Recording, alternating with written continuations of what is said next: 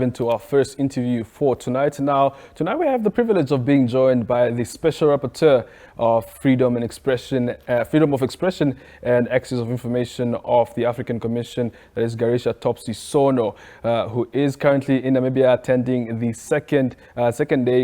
two-day conference of the Information and Communications Rights in Africa, hosted by FesMedia Africa. Now, Mrs.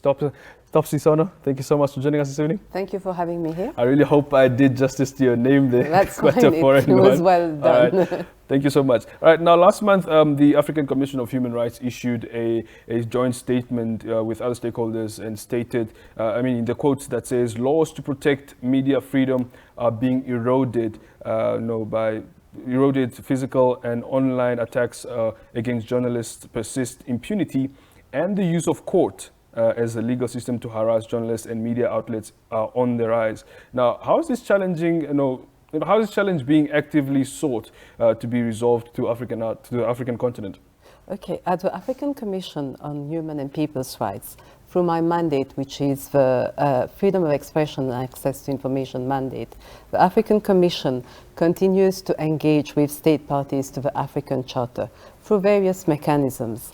We have a Declaration on Principles on Freedom of Expression and Access to Information in Africa, which sets out various human rights standards and protects and promotes the rights of journalists in Africa. This includes issues such as protection of right from arbitrary arrests, violence, and other targeted approach. We continue to utilize different approaches, namely the diplomatic channels to state parties, to call for legislative and policy measures to protect journalists. The Commission also has a complaint handling mechanism in which journalists who have had their rights violated may have matters heard.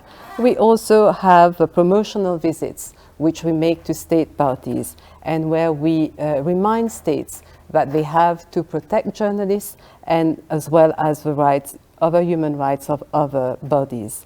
Also, we have a reporting mechanisms wherein state parties have to address issues such as harassment of journalists. Right, and we know that an independent and free media is of pivotal importance to democracy. And so, what is your opinion then on does Africa generally need to ensure that this freedom is upheld throughout the continent? Journalists and the free media as a whole is very important for democracy because journalists vehicle ideas and information, and I think this is very good in strengthening democracies. Once we understand the role of journalists and the free media, then we should ensure that that freedom is upheld. Right, and what does freedom of expression truly mean in media in terms of in African context? In the African context as well as in the general context, a free media is one which is able to do its job within the confines of the law without any unjustified limitations. It means that journalists have to be able to work in an environment of safety and free of fear.